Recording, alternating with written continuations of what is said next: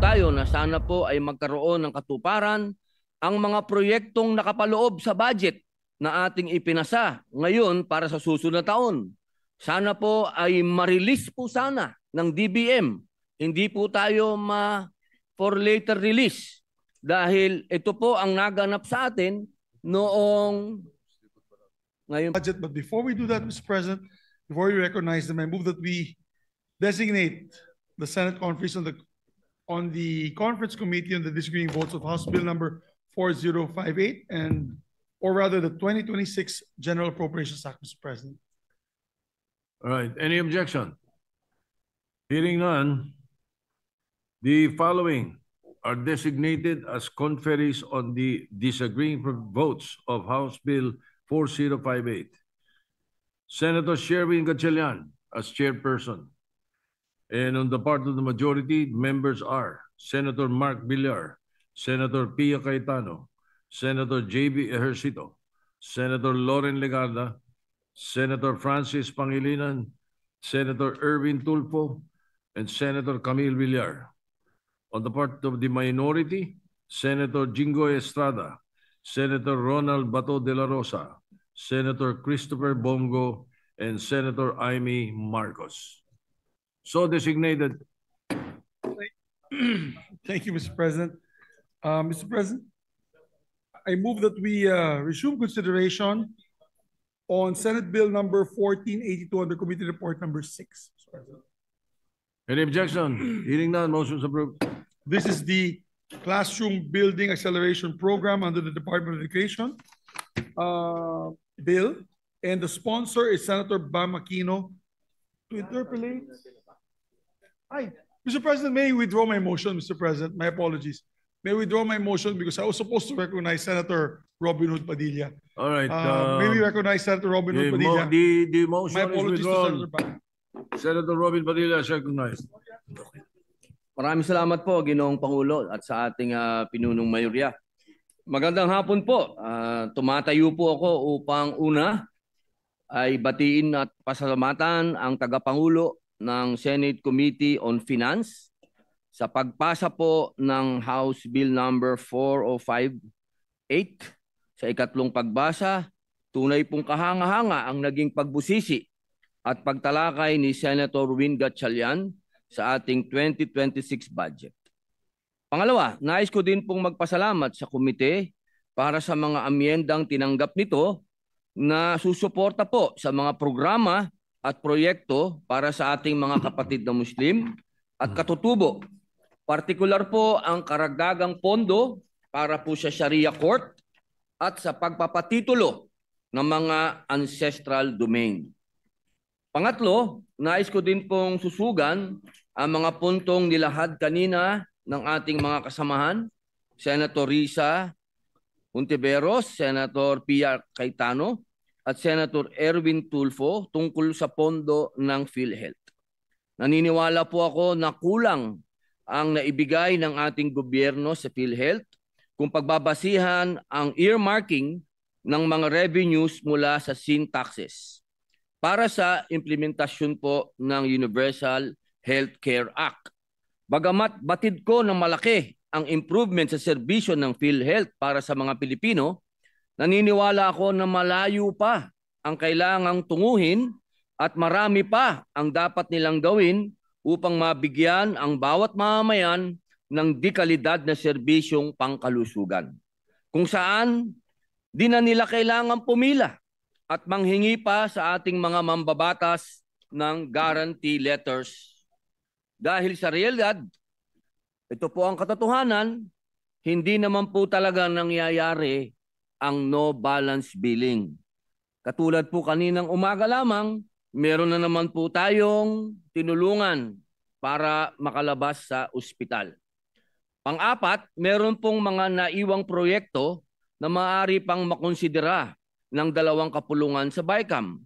Isa na dito ang ating international commitment at partisipasyon sa mga programa ng United Nations Educational, Scientific and Cultural Organization, UNESCO, bilang chair ng ASEAN sa taong 2026. At panghuli po, nananawagan po tayo na sana po ay magkaroon ng katuparan ang mga proyektong nakapaloob sa budget na ating ipinasa ngayon para sa susunod na taon. Sana po ay ma-release po sana ng DBM. Hindi po tayo for later release dahil ito po ang naganap sa atin ngayon pong taon na ito.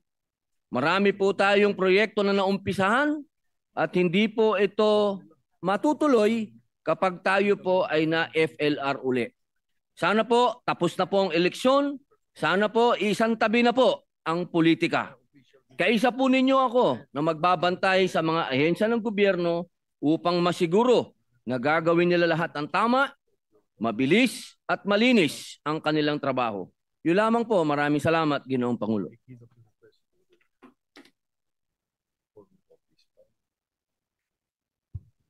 Majority Leader. Thank you, Mr. President. Maraming salamat sa ating kapatid, si Senator Robin Hood Padilla. And there are no other members who wish to explain their vote of the budget. Therefore, Mr. President, I move to act on my previous motion, which is to resume consideration of Senate Bill number 1482. I so move. 1482. Any objection? Chair hears none. Consideration of 1482 is in order.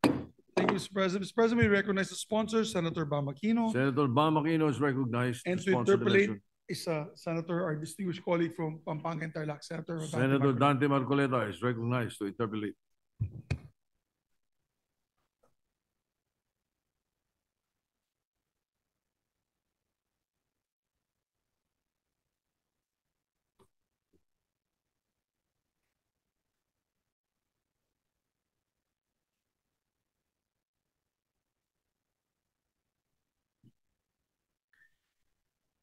Thank you, Mr. President. Mr. President, the committee report creates a program management office within DepEd, which shall be in charge of reviewing and evaluating project proposals under the Classroom Acceleration Program. Yes, Mr. President. Medyo mahaba ito, Mr. President. I'll skip reading section 7, which is about submission and review of project proposals, composing of about 5 or 4 paragraphs. Question, Mr. President, what is the timeline for PMO's approval? Mr. President, we didn't put a timeline. Ang nilagay ho namin ay immediately, if I'm not mistaken, Mr. President. So the understanding there, Mr. President, is as soon as the law is passed, pwede na po sila magsimula na tumanggap ng mga proposals mula po sa mga LGUs at mga CSOs. If the gentleman from Tarlac would wish to include a specific timeline here, Mr. President, we would welcome that in the period of amendments. So does it suggest immediate application or implementation, Mr. President? Mr. President, that's the intention. Let me just review the language. Kapag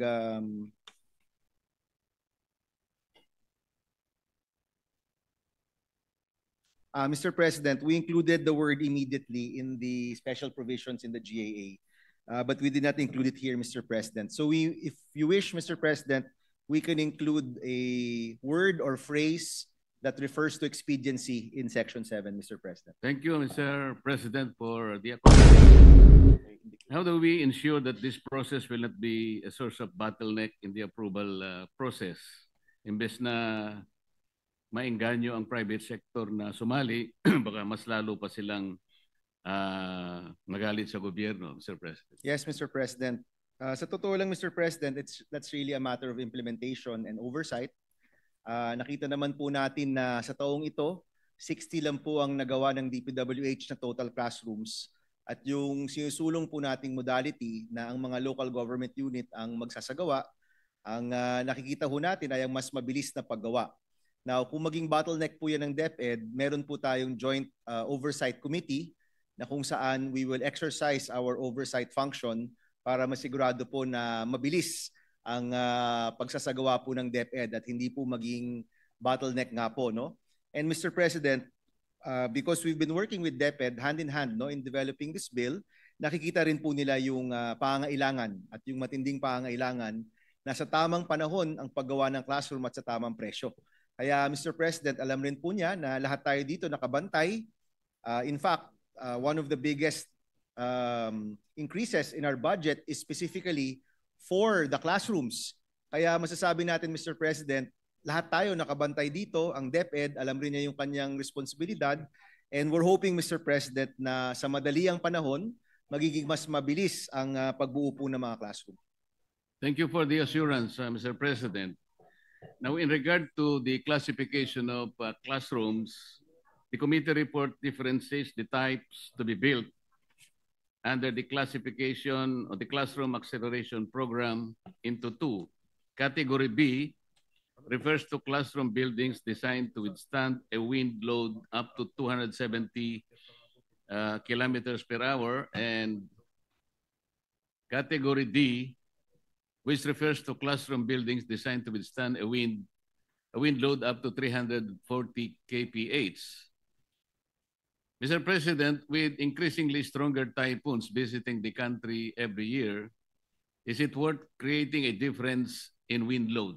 Yes, Mr. President. In fact, we intend to amend this section during the period of committee amendments at ilalagay na lang po natin na susunod po tayo sa standards ng DepEd. Currently, Mr. President, itong Category B at Category D ang ginagamit ng DepEd na batayan para po sa mga classrooms. But just a few weeks ago, nagkaroon po ng classroom summit ang DepEd at nabanggit na rin po doon yung presyo at yung standards, and we will just be adopting that, Mr. President. So ito pong Section 10 will be simplified at intention po namin na gawing mas simple po itong Section 10, Mr. President. So mawawala rin po itong Category B and D. Ilalagay na lang po natin to follow the standards of the Department of Education that they can update every year, Mr. President. Na po siguro, Mr. President, kung gawin na lang natin na Category D lahat, kasi ito ang pinakamalakas naman na inaasahan na bagyo ay 340 kilometers per hour. Yes, Mr. President. Who shall make a determination as to what type of classification of classrooms shall be built in the area, Mr. President? Ang DepEd po, Mr. President, meron siyang minimum standards, performance standards na sinusunod per area. Alam din po ba ng DepEd yung mga data tungkol sa wind load o pressure? Yes, Mr. President, because kapag gumagawa po ng mga buildings sa mga iba't ibang lugar po, meron po talagang batayan, no? Ang pangangailangan po ng mga buildings po doon at sumusunod po ang DepEd po doon. Mr. President, ayon po sa Philippine Institute of Development Studies report, isa sa mga lugar na may pinakamalalang classroom congestion ay ang NCR. At ang naging tugon dati ng DepEd dito sa lumalalang classroom shortage ay planong pagpapatayo ng medium to high-rise school buildings. Opo. Ang tanong po, mayroon na bang naging follow-up tungkol dito? Mr. President, sa totoo lang po, this year wala kasi 60 lang po ang nabuo ng Department of Education.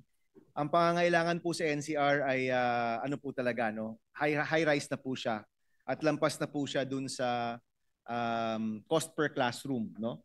However, Mr. President, we did include in the bill, and this is from Senator Lacson's interpellation, a provision for lease and purchase of buildings outright.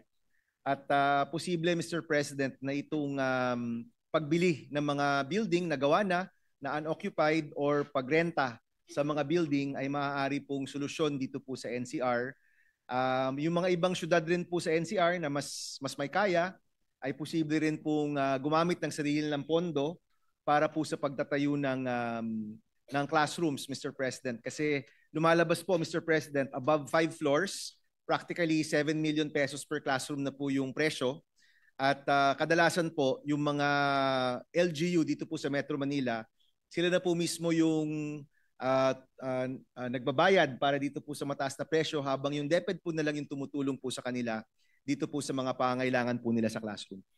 Meron na po bang mga natukoy na mga urban schools, Mr. President, na makakapag-accommodate itong mga medium to high-rise school buildings? Mr. President, currently wala ho kaming listahan. Ang Cavite at Pasig ay mga na-identify na po. But definitely, Mr. President, kapag napasa na po yung batas, I'm certain that many of these LGUs will start submitting their paperwork. We have also collated some of these requests, Mr. President. Pero sa totoo lang po, it will be up to DepEd to determine kung sino po yung unang makakakuha po ng bagong building.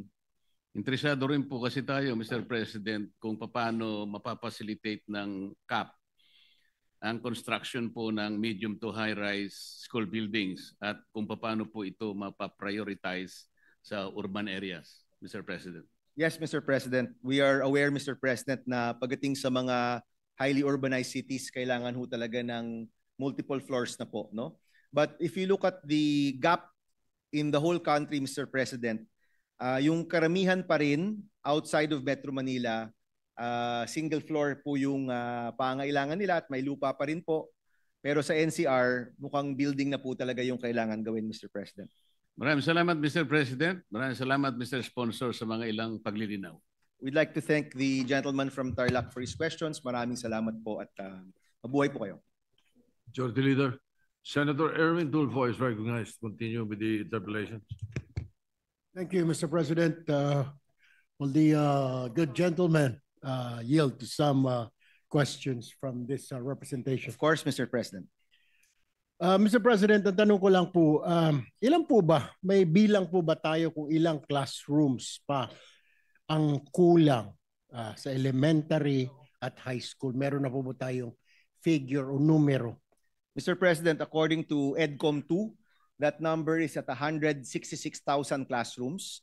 Pero ang numero pong ito sa Kutubgo ay mababa pa. Kasi marami pa pong condemned, marami pa pong nasira dahil sa mga earthquake at typhoons. So posibleng lumalaki po ito habang ang classroom production po natin per year ay napakababa in the last 3 years. So ang ginagamit po nating batayan ay 166,000. Pero sa totoo lang po, Mr. President, ang Kutubgo ay di hamak mataas pa po ito. Meron po bang breakdown kung ilan pong classrooms ang kailangan sa elementary, ilan po ang kailangan sa high school, Mr. President? Mr. President, wala kaming breakdown by grade level, pero by area or by region, meron po tayong breakdown, Mr. President. Nakita ko rin po, Mr. President, na sa panukalang batas po ng ating pong kasama, ay ito po ay authorizing the LGUs, the local government, to construct. Ang tanong po natin dyan, Mr. President, maganda po yan, saan po kaya kukunin ng mga LGUs natin ang pagpapagawa ng mga eskwelahan? Because each LGU has their own priorities, Mr. President. Yes, Mr. President. Because of this bill, Mr. President, pag naging batas na, pwede na pong ma-access ang Basic Education Facilities Fund ng Department of Education, Mr. President, na pinondohan po natin up to 65 billion pesos. So sa pag-uusap po namin kay Secretary Angara, nakikita po niya na maybe up to 60 to 70% of that budget will be provided to LGUs. At yung pinaka-intention po natin, Mr. President, sa tamang panahon, dahil sabay-sabay gagawa, at sa tamang presyo, dahil may price cap or may price ceiling rin po sa ating batas dun po sa presyo ng mga classroom. Mr. President, isa pa pong tanong natin ay kung ito po bang mga classrooms na ito, standard po ba, may susunding standard o uniformity sa bawat bayan? Kung ito ay elementary, para sa elementarya, kung ito po ba ay para sa high school, meron po bang standard at anong standard po ang susundin? Mr. President, meron pong tinatawag na MPSS ang DepEd or Minimum Performance Standards and Specifications. Roughly, Mr. President, 7 by 9 meters po ang classroom na iyan. Meron pong mga standards pagdating sa wind, yung kakayanan na makapag-withstand ng malalakas na hangin. Meron po yan pagdating sa earthquake. The bill, of course, Mr. President, hindi po niya ginagalaw yon. So lahat po ng gagawin dito, kailangan pasok sa MPSS ng Department of Education. But we allowed the proponents or yung mga LGU po na mag-design or mag-suggest ng mga disenyo na bagay po sa kanila basta pasok sa MPSS ng DepEd? Isa pa pong katanungan, Mr. President, kasi sanay na po ang pamahalaan natin magtayo po ng mga classrooms. And yet, yung CR parang nasa ibang building. Meron pong ginagawa ang PAGCOR ngayon. Meron po silang program na kasama na po per floor, may CR po yung pambabae, may CR po yung palalaki, second floor, ganun din po. Ganun din ho ba yun po yung hinahanap ko na kung meron na bang ganitong standard kasi yung usual na bigay o gawa ng DepEd, wala pong CR at nakahiwalay po talaga yung building ng CR ng babae at lalaki. Mr. President, alam ko po, Mr. President, na malaking bagay po to sa inyo at nabanggit niyo po to during our first hearing. Kaya sinigurado po namin, Mr. President, na sa bawat palapag ng mga building na gagawin po ng DepEd, meron pong CR po doon.